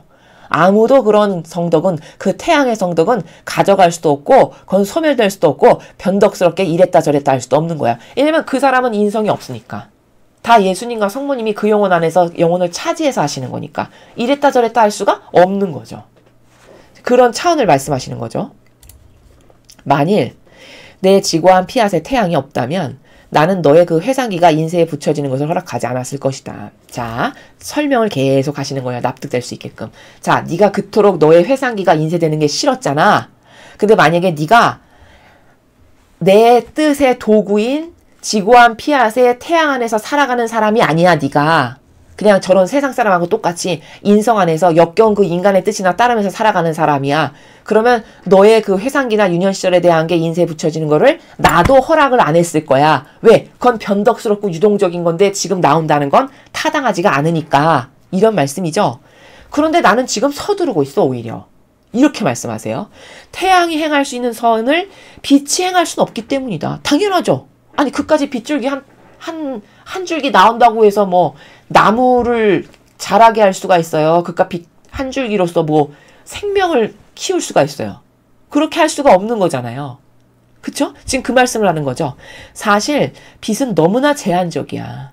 설령 드러나 보인다고 해도 별로 대단한 선이 아니고 떠오를 허락을 받지 못한다고 해도 대단한 해악이 되지는 않아. 자, 그러니까 16절의 말씀은 빛살에는 다 한계가 있고 하자가 있어. 다 인간의 뜻 안에서 하는 거니까. 그렇죠? 태양은 완벽한 거야. 왜? 너의 인성은 싹 다 배제하고 겉모습만 너지 사실 네 안에서 예수님과 성모님이 행하신 거니까 이건 퍼펙트한 거지. 그러니까 태양은 완벽한 것이고 퍼펙트한 거니까 부족한 빛살이 거기 좀 뭐 이렇게 덧붙이거나 한다라고 해도 큰 문제가 되는 건 아니란다 라는 말씀을 지금 16절에서 하시는 거거든요. 자, 그 다음 17절. 이에 반하여 태양이라는 선은 만물을 쌓고 만인에게 선을 행한다. 그러니 되도록 일찍 떠오르게 하지 않으면 큰 해악이 되고 하루 일찍 떠오르게 하면 큰 이익이 된다. 자, 아까 16절은 그깟 빗줄기 하나는 있지 뭐 인류에게 끼친다고 해봤자 그게 나무를 자라기를 해, 농작물을 키우기를 해, 무슨 영향력을 끼치겠니? 그치? 있어도 그만 없어도 그만인 존재야. 그깟 빗줄기 하나는. 그런데 태양은 그렇지 않다는 거예요. 그러나 태양이라는 선은 하루 일찍 떠오르면 큰 여기 이익이 된다고 돼 있죠. 하루 일찍 떠오르게 하면 큰 이익이 된다. 자, 오늘 태양 하루 종일 안 뜬다고 생각해보세요. 여러분 추상해보세요. 인류 살 수 있을까요? 엄청나게 많은 부분이 데미지가 갈걸요? 그쵸? 농작물부터 시작해서 뭐 다른 뭐 길짐승, 산에 있는 나무부터 시작해서 많은 데미지가 갈 겁니다. 그쵸? 그럼 여기 그 말씀을 하시는 거예요. 그래서 되도록 일찍 떠오르게 하지 않으면 해악이 된대요. 그렇죠? 오늘 태양 하루 걷어간다고 생각해보세요. 인류에 끼칠 파급력이 얼마나 클지를. 그쵸? 지금 비유로 설명하시는 거예요. 이렇듯이 이 하느님의 뜻 안에서 살아가는 사람이 행하는 이 모든 덕행은 태양이기 때문에 하루라도 더 빨리 인류에게 알려져야만 해. 왜? 그래야 인류에게 유익이 되고 선익이 되니까. 마치 태양이 하루 거둬지면 엄청나게 해악이 되고 하루라도 더 빨리 떠오르면 인류에게 막대한 영향력을 끼쳐서 많은 유익을 주는 것처럼 그것에 비유해서 너가 행하는 것은 그냥 단순히 한 줄기 빗살이 아니고 너는 지금 하느님의 뜻 태양의 덕행을 행하는 사람이야. 그러니까 그 태양은 하루라도 더 빨리 시급하게 떠오르게 해야 되는 게 맞는 거지. 이런 말씀인 거예요. 비유법으로 지금 말씀을 하시는 거죠. 실제로 햇빛이 환한 낮이 생산할 수 있는 좋은 것들에 대하여 누가 다 말할 수 있겠느냐? 그렇죠. 햇빛이 만약에 없어 보세요. 농작물이나 수많은 동식물이나 우리 같은 인간도요. 햇빛 못 쐬면 병 걸리는 거 여러분도 아시죠? 예, 인간부터 시작해서 무수히 많은 것들이 다 죽음의 상태로 돌입하겠죠. 그 얘기를 하시는 겁니다. 그래서 17절의 말씀은 무슨 뜻이냐. 자, 이렇듯이 자연물에 비해서 말씀하시듯이 하느님의 뜻 태양의 영성이 이 정신세계가 세상에 늦게 알려지면 알려질수록 세상은 손해야 따라. 이런 말씀이죠. 내 영원한 뜻의 태양은 훨씬 더 그러하다. 이 태양이 늦게 뜨면 뜰수록 그만큼 더 많은 낮을 피조물에게서 앗아가고 내 뜻의 태양에게서도 앗아가는 셈이 된다. 그 광선들을 천상 아버지의 나라 안에 억류해 둔 채 말이다. 자, 그러니까 늦게 뜨면 뜰수록 더 많은 낮을 피조물에게서 앗아가는 거잖아요. 맞잖아요. 태양이 늦게 뜨면 뜰수록. 그리고 내 뜻의 태양에게서도 앗아가는 셈이 된다. 천상 아버지의 나라에 억류해 둔 채. 자, 천상의 이 신적인 질서, 아버지의 아름다운 다양한 속성들, 이 하느님의 뜻, 정신세계에 대한 보석과도 같은 가치들이 천상에 계속 있는데 이게 이 사람이 통해서 지금 계속 인류에게 마치 해를 쏘아주듯이 태양을 쏘아주듯이 지금 인류에게 계속 쏘아주는 거를 하는 거거든요. 근데 그걸 딱 멈췄어. 그럼 엄청난 손실이지. 그리고 그냥 하느님 나라 안에 그냥 억류만 해둔 거가 되는 거지.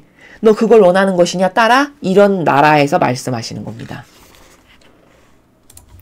그러나 예수님의 그 모든 말씀에도 불구하고 내 괴로움은 여전히 계속되었다. 자, 못 알아들은 거예요. 그쵸? 아, 그럼 내가 하는 행위는 하느님의 뜻 태양 안에서 하는 행위니까 얼른 빨리 하루라도 더 시급히 인류에게 알려줘야 되는 게 내가 맡은 바 소명이고 책임을 다하는 거구나. 이렇게 깔끔하게 정리가 딱 끝나야 되는데 아직도 껄쩍지근한 거죠. 왜? 인성이 있어가지고 이분도. 인간적인 게 이렇게 축복받은 사람도 아직도 남아있는 거예요. 마음 안에. 하찮고 무가치한 내 존재가 이 세상에서 살고 있었다는 사실마저 아무에게도 들키지 않고 그대로 매장될 내 존재가 그 수가 얼마인지도 모를 사람들의 눈앞에 놓이고 그들의 손에 넘어가리라는 걸 생각하자 마음이 침통해지고 있었던 것이다. 아, 야단났다. 이 무슨 난처한 일이람. 여러분 잘 보세요. 자, 19절을 통해서 우리가 뭘 배워야 되냐. 이런 마음의 나라, 이런 마음이 왜 생길까요? 이게 교만해서 그런 거예요. 그러니까 왜 교만해서 그렇다라고 제가 이야기하는 거냐면 지금 자기의 개인적인 게 출판되는 게 이 사람 입장에서 싫어. 왜냐하면 자기의 인간적인 게 출판이 되면 치부 같은 것들도 남에게 알려지고 싶어 하지 않는 것들이 인간마다 있잖아요. 그렇죠? 그런 치부 같은 것들이 다 남이 돌려보면서 읽으면서 저 사람은 어떻네 저렇네 뭐 논평하고 또 온갖 이상한 걸 할 거 아니에요. 세상 사람들이. 그런 게 싫은 거지. 그렇죠? 그 인간적으로는 이해가 돼요. 그렇죠? 이분의 이런 고민이나 고뇌가 이해가 되는 거예요. 근데 하느님이 쓰시는 도구면은 이러면 안 돼요. 이해되십니까? 그냥 영향력 끼치지 않는 세상 사람이야. 그러면 그냥 이렇게 살아도 남에게 영향력을 끼치지 않으니까 본인에게만 해악이 되겠죠. 근데 이 사람은 사명을 행하는 사람이잖아요. 특별히 선택되고 뽑혀서. 그렇죠? 그런 사람이 저런 인간적인 걸로 자기를 지금 돌보는 거죠. 이게. 자기를 돌봐서 이런 거거든요. 그냥 발가벗은 아이처럼 다 맡긴다. 그러면 이런 반향이 나오질 않겠죠. 그쵸? 그러니까 이런 거예요. 예수님이 십자가상에서 돌아가실 때 옷이 다 벗겨지셨죠. 그쵸? 근데 여러분 생각해 보세요. 우리같이 이런 죄인도요. 이거 완전히 다 벗겨져가 발가벗겨져가지고 거리에 서 있게 된다. 그럼 엄청 창피하겠죠, 여러분. 그쵸? 엄청 수치스러움과 부끄러움과 창피함을 느낄 것 같지 않습니까? 일반 우리도 그럴 거 아니에요. 죄인인 우리도. 자, 우리도 그런데 예수님은 아무 죄가 없는 분인데 완전히 다 발가벗겨진 거예요. 그것도 역겨운 온갖 치욕과 모욕이란 모욕은 다 당하면서. 그 채찍질에 뭐 침뱉음에 뭐 조리돌림에 온갖 게 다 있었잖아요. 근데 그 치욕과 모욕을 다 감당하셨어요. 거기서 불평불만 하셨어요? 이런 식구절과 같은 나라로 한마디나 하시든가요? 안 하시죠. 이게 모범이에요. 저게 모범이구나를 알고 그 모범대로 하려고 끊임없이 노력해야 돼요. 우리는. 이해되십니까? 특히 사명을 행하는 자는.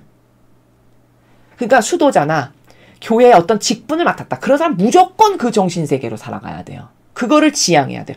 그렇지 않다. 그러면 그거는 사실 봉헌된 자가 아니에요. 봉헌된 자란 말을 쓰지 말든가. 맞습니까? 맞잖아요. 그쵸? 지금 19절과 같은 부작용이 이분도 왜 나오는 거냐. 이렇게 많은 은총과 축복을 받은 사람인데도 자기 인성을 스스로 돌보는 게 있으니까 이렇게 수치와 이런 것까지 내가 감당하고 싶진 않은데 라는 마음이 쓱 나오는 거죠. 이게 교만해서 그런 거예요. 자기를 돌보는 게 교만한 거거든요, 여러분.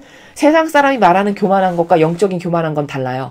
세상 사람은 교만이 뭔지 몰라요. 그러니까 세상 사람이 말하는 교만은 이런 거예요.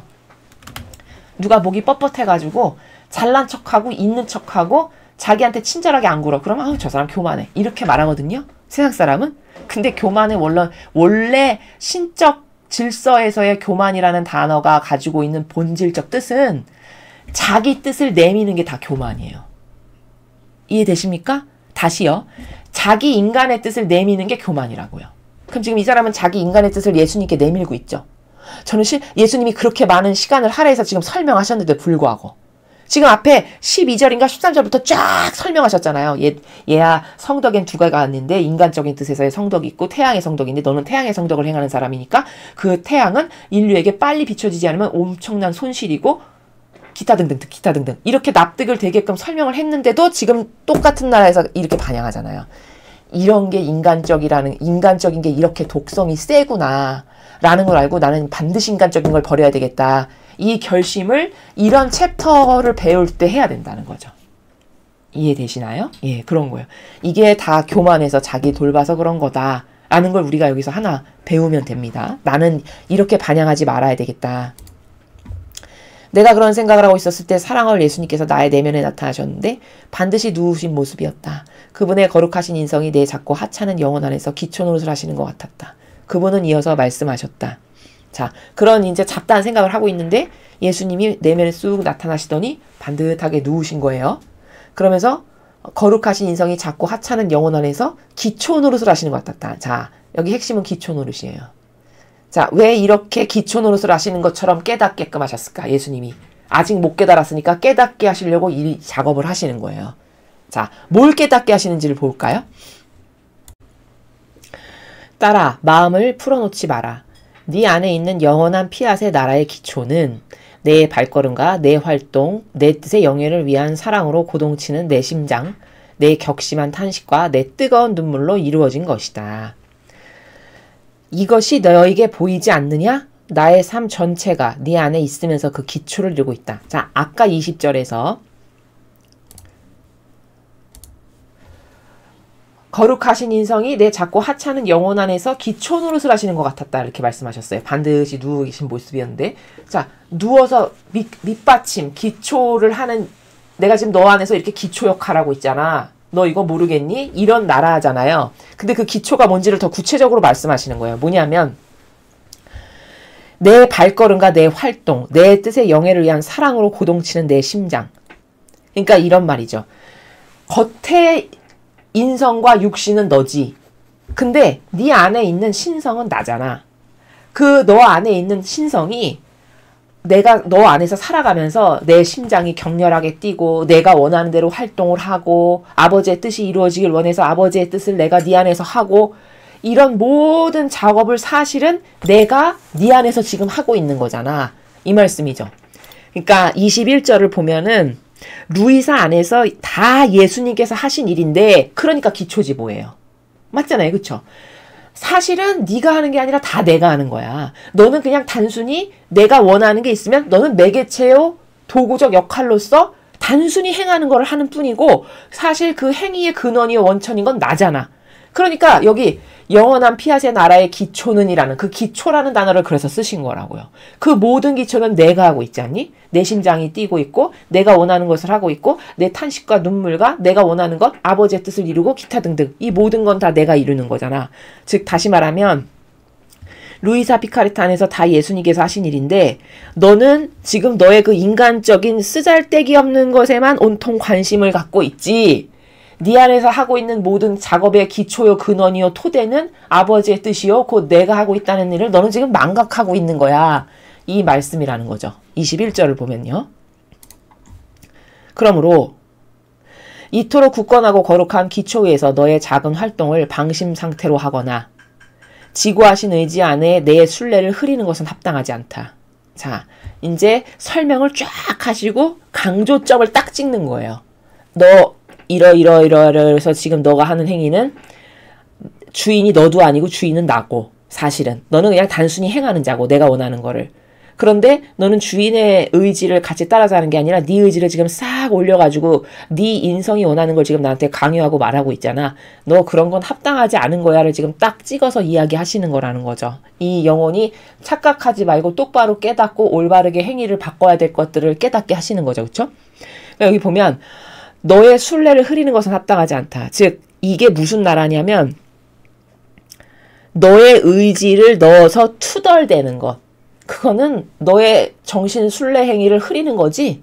아버지의 목적에 합당하지 않은 거지. 지금 네가 하고 있는 사명에도 타당치 않지. 그런 면에서 합당하지 않다. 이렇게 이야기하시는 거죠. 아니다 딸아. 네 안에 그런 것이 있는 것은 내가 바라는 바가 아니다. 두려워하지 마라. 너는 내 뜻의 태양 속에 파묻힐 것이다. 누가 너를 내 뜻보다 더 잘 숨겨 아무에게도 들키지 않게 할 수 있겠느냐. 자, 22절에 예수님의 정신세계 행간의 나라는 아래 누가 너를 내 뜻보다 더 잘 숨겨 아무에게도 들키지 않게 할 수 있겠느냐. 이게 어떤 나라냐면 아까 서두에서 말씀하셨죠. 아버지 뜻 안에서 살아가면서 어떤 영혼이 무슨 행위를 해. 그럼 그건 다 태양이야. 이렇게 말씀하셨잖아요. 그럼 야 태양 밑에 숨기지 못할 게 있어? 이런 나라예요. 너가 설사 인간적으로 요런 부족함은 남이 몰랐으면 좋겠고 숨겼으면 좋겠는 자잘한 것들이 있어. 너만 알았으면 좋겠고 남이 이런 치부까지 다 알게 하고 싶진 않은데 그런 게 설령 있다고 쳐. 그런데 사람들은 그런 거 너 관심 없어. 하나님의 뜻 태양이 너무 빛이 장렬하고 강하고 뜨거워서 거기에만 관심을 갖지 그 여타 주변에 자잘한 그 빗줄기 하나에도 미치지 못하는 너의 그런 인간적인 자잘한 행위들, 걱정거리들은 사람들은 관심도 두지 않는단다. 그 차원이에요. 그 태양보다 너를 더 잘 숨길 수 있는 게 뭐가 있겠니? 장렬하는 태양에 사람들은 다 정신을 혼미할 만큼 와 감동이다. 저런 게 있다니 저런 세계가 있다니 이렇게 하고 주변 거는 바라보지도 않을 텐데 너만 하는 걱정이야. 이런 차원의 나라입니다. 여기 후미에 예수님이 말씀하시는 게요. 이해되시나요? 그러니까 이런 거요. 초등학교 때 아이들 보면 왜 이런 거 있죠. 여자 아이는 초등학교 때 뭐 인형에 관심 있고 운동화 하나 신어도 막 분홍색 요런 운동화를 가서 사잖아요. 근데 어떤 아이가 여학생인데 초등학교 때부터 발육이 남달라가지고 발이 좀 컸어요. 그래서 그 여자 아이들이 보통 좋아하는 그런 디자인과 색깔의 운동화를 사지 못하고 하늘색을 산 거예요. 그게 남자 거죠. 근데 집에 올 때까지 그게 마음에 안 들어서 입이 이렇게 나와가지고 툴툴대면서 집에 오는 거죠. 근데 그 어머니가 그 초등학교 아이한테 뭐라 하셨냐면은, 나만 이렇게 미운 거 신고, 나도 저렇게 분홍 이쁜 신발 신고 싶은데 막 이렇게 했더니 어머니가 뭐라고 하셨냐. 얘야, 남들은 네 발에 관심도 없어. 너가 무슨 운동화 신었는지 기억도 못하고 보지도 않아. 그건 너가 그렇게 생각하는 거고 너만 너의 인간적인 게 그렇게 생각을 하는 거지. 이렇게 이야기를 하셨단 말이에요. 맞는 말이죠. 맞는 말이에요. 인간은 참 부잡다한 게 너무너무 많아요. 인간적이라는 게 그래서 효용과 가치를 다 떨어뜨리는 거예요. 그러니까 남은 관심도 없고 생각도 없는데 그 쓰잘데기 없는 자잘한 걸로 신경 쓰고 사는 사람들 있죠. 뭐 그런 걸로 막 고민하고 근심하고 전전긍긍하고 막 창피하 이런 거 있잖아요. 이런 게 다 부잡다한 인간의 나라거든요. 사실 어떤 측면에서는 그 초등학교 학생에게 어머니가 말한 것처럼 세상 사람은 그렇게 나에게 관심 있지 않아요, 사실. 그런 것에 대해서 나나 그렇게 그냥 고뇌하고 골머리를 썩지 남은 그런 걸 보지도 않는다고요. 지금 똑같은 거예요, 루이사 피카레타가. 예수님 말씀하시는 것도 그 나라예요. 야, 여기 이런 말씀 있죠. 너는 내 뜻의 태양 속에 파묻힐 거야. 이게 무슨 나라냐. 야, 태양이 장렬하면 그 장렬하는 태양에 온통 사람들이 신경을 쓰고 주변 머리거리는 아무도 관심을 안 가져. 그러니까 너는 그것에 파묻혀버릴 거야. 너의 잡다한 게 설사 나온다 해도. 라는 말씀이죠. 예, 그런 나라입니다. 그러니까 이런 현상이 왜 나오냐. 이게 인간적인 나라에서 살면 반드시 이래요. 이해가 되시죠? 지금 이 사람은 엄청나게 은총을 많이 받고 살아가는 사람이에요. 왜냐면 선택됐기 때문에. 그러면 선택돼서 은총을 받고 살아가는 사람도 이렇다면 그렇지 않은 일반인은 얼마나 부잡다한 게 많을까를 한번 생각해 보세요. 무지무지하게 많겠죠. 그런 게 내 삶의 질적 수준이나 효용과 가치를 다 떨어뜨리는 행위거든요. 그러니까 이런 것들을 통해서라도 인간적인 건 정말 쓸모없는 거구나, 다 버려야 되겠다. 이 생각을 우리가 자꾸 각인을 하고 결심을 하고 각오를 다지고 그래서 사실적으로 바꾸고 이런 게 학습을 하는 목적이다라는 것이죠. 지고한 피앗의 태양이 매우 잘 보살펴 줄 것이니 그 결과 네 영혼의 작은 등불이 내 뜻의 광선들에게 둘러싸이고 내 뜻의 태양이 네 영혼의 등불을 그 자신 안에 숨겨 간직하는 한편 네 영혼 안에 나타날 것이다. 자, 이것도 같은 나라예요. 좀 전에 22절에서 봤던 관점과 같은 관점이에요. 지고한 피앗의 태양이 너를 잘 보살펴 줄 거다. 그 결과 네 영혼은 작은 등불이니 내 뜻의 광선들에게 자, 너는 작은 등불이야, 너의 영혼이라는 거는. 근데 내 뜻은 태양이지 않니? 이 태양 앞에 네 영혼의 작은 등불은 그저 둘러싸이면 보이지도 않아. 장렬하는 태양의 빛이 세서. 같은 나라를 지금 또 말씀하시죠. 내 뜻의 태양이 네 영혼의 등불을 자신 안에 숨겨 간직하는 한편. 여기도 또 숨겨 간직한다라고 표현하시죠. 자, 내 뜻의 장렬하는 태양 안에 너는 그냥 가려져서 하나도 너의 것은 드러나지도 않게 되는. 사람들의 온통 관심은 태양에 그 장렬하는 것 때문에 눈이 부셔서 그것밖에는 보이지 않는 이런 차원이 될 거라는 거를 지금 또 얘기하시는 거예요. 그렇게 되는 한편 네 영혼 안에 나타날 것이다. 여기 네 영혼 안에 나타난다는 건 특별히 무슨 의미냐면, 자, 너가 그렇게 치욕스럽고 수치스러운 것까지 세상에 알려지는 것까지도 너가 감수를 해. 만약에 그거 희생이잖아요. 그쵸? 자, 그렇게까지 네가 감수를 다 한다면 그러한 너의 희생은 위로처럼 너의 영혼 안에 은총을 주실 것이다, 아버지가. 네가 그걸 받아들이고 수용해서 그것마저도 그래, 이게 다 무슨 소용이야, 아버지 뜻만 이루어지면 되지, 하느님의 뜻이 가장 우선이 되지 해서 네가 다 받아들이고 수용하고 그거에 대해서 포기를 해. 그래서 희생을 해. 그러면 너의 그 희생은 위로처럼 너의 영혼 안에 은총을 줄 것이고 너의 은총이 하나도 줄어들지 않게 하실 것이다, 아버지께서. 이 말씀이에요. 그 나라가 네 영혼 안에 나타날 것이다가 그 나라예요. 이해되십니까? 예.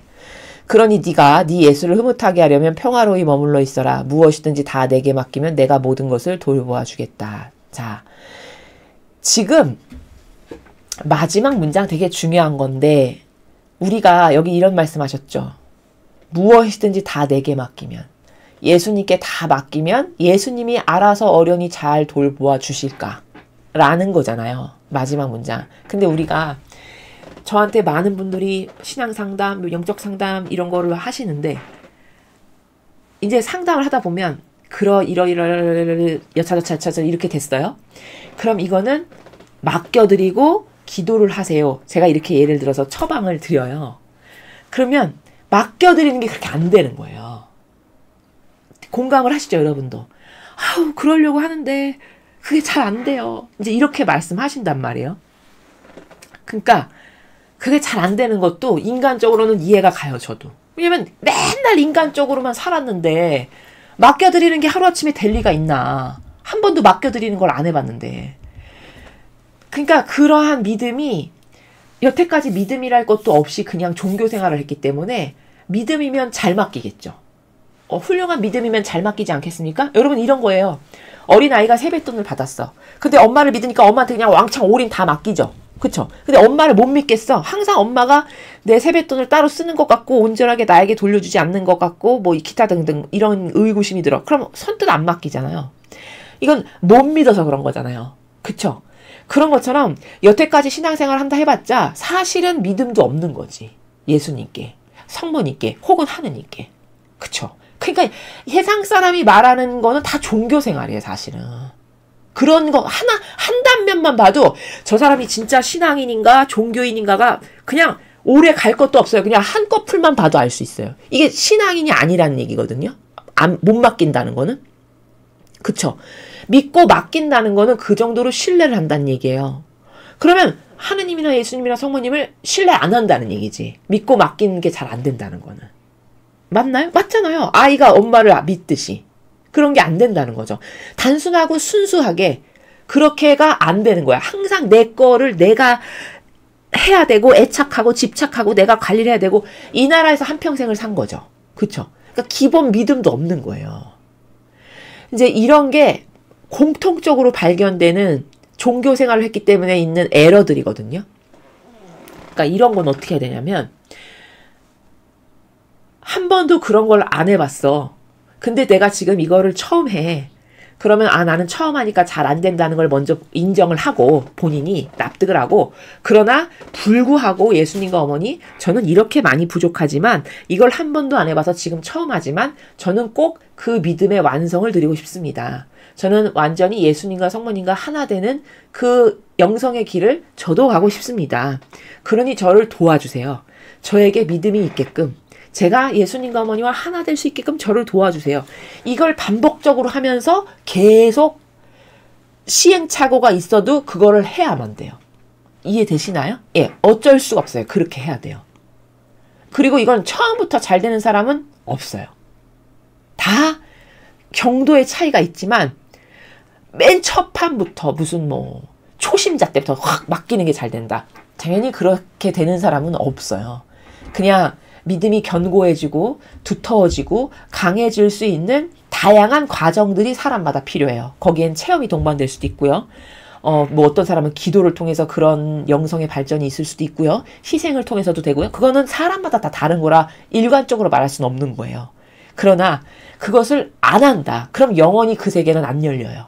그러나 나도 그런 예수님과 같은 성모님과 같은 정신세계, 아버지와 그런 하나 된 나라, 나도 그런 걸 구현하고 싶다. 그러면 저도 그런 걸 할 수 있는 은총을 주십시오. 이렇게 청원을 하는 가운데 계속 지속적으로 실패해도 또 오뚜기처럼 일어나고 실패해도 일어나면서 이런 반복적인 것을 해야 그래야 그 차원이 뚫리고 열리고 그 세계에 갈 수가 있는 거지. 아무것도 안 하고 녹놓고 가만히 있으면서 편안하게 게다가 편안을 바치면서 살면서 내가 무슨 영성의 뭐를 이룬다, 뭐 정신세계 높은 차원을 내가 간다 이런 거는 말이 안 되는 얘기예요, 여러분. 이해되십니까? 세상에 공짜 없다는 말이 있죠. 영적인 것도 똑같아요. 절대 공짜 없어요. 세상에 공짜 없는 것보다 억만 배 더 디테일하게 공짜 없어요.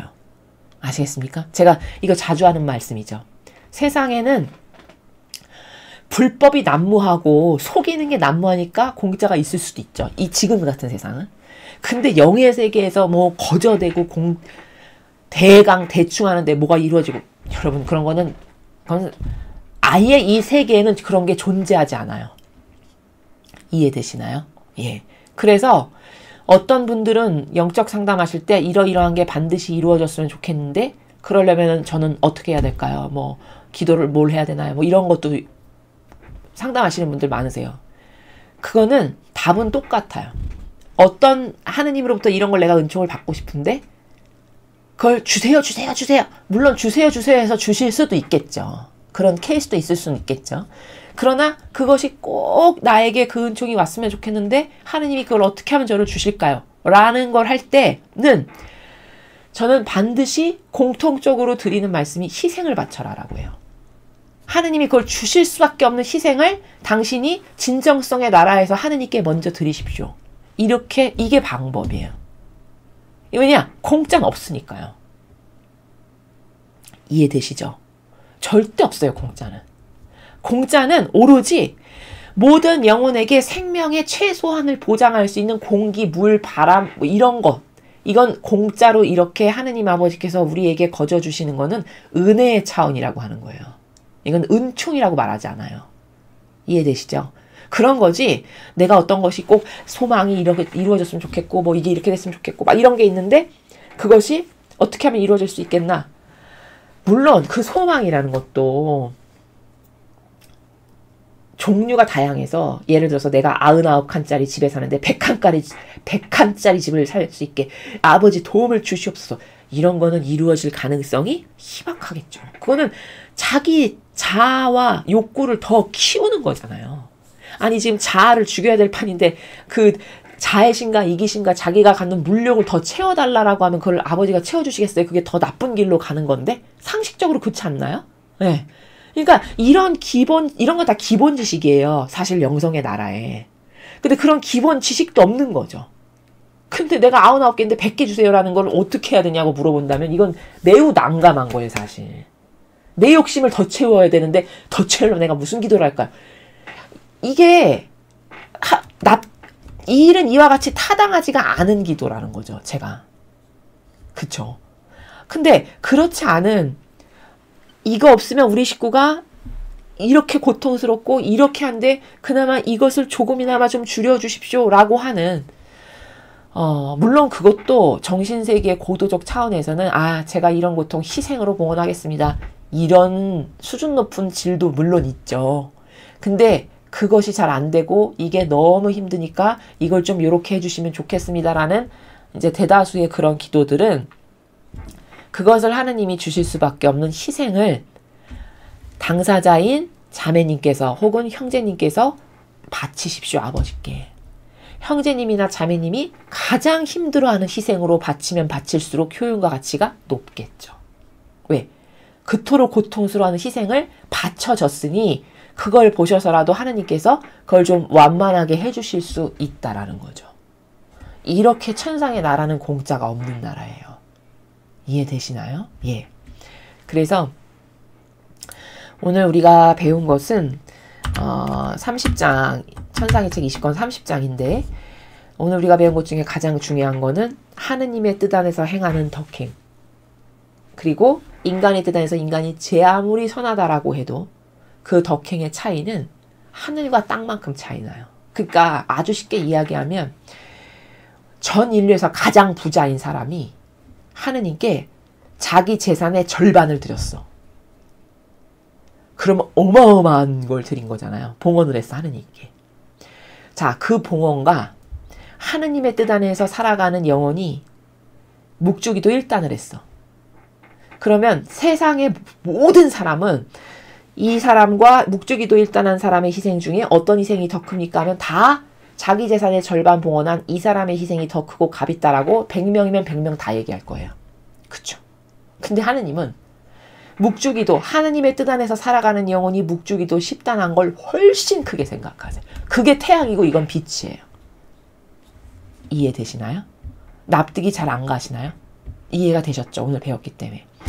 자, 좌측에 살아가는 사람이 자기 재산의 절반을 하느님께 드렸어. 물론 희생이 들어간 건 맞죠. 근데 그게 인간의 뜻 안에서 살면서 그런 희생을 했어.